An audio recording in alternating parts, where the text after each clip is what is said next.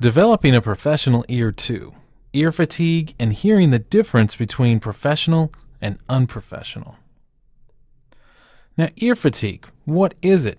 Ear fatigue is when your ear gets worn out from listening to music for too long. Now, what happens is your ear, in trying to protect itself, starts to shut down. It starts to shut off certain frequencies that it's hearing. And it's doing this to protect you.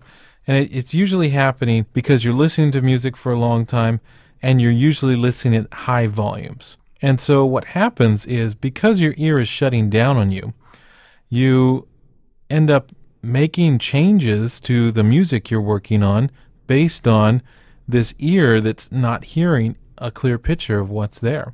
And so what happens is you make bad mixing decisions.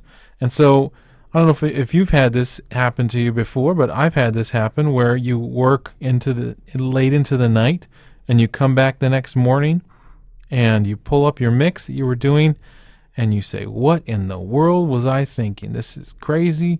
I can't believe some of the things I did here. And it's most likely because you were suffering from ear fatigue and you made some crazy decisions because that's what you thought you were hearing.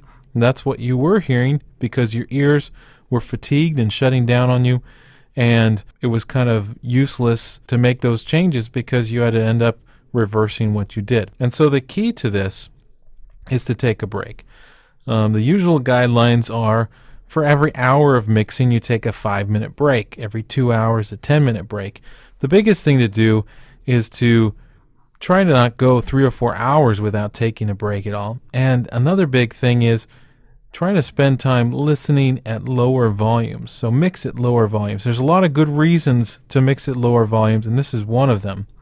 If you mix at a lower volume, you're going to last longer until the ear fatigue begins to set in. So in order to make those 12, 14-hour sessions, you need to listen at lower volumes and also take breaks.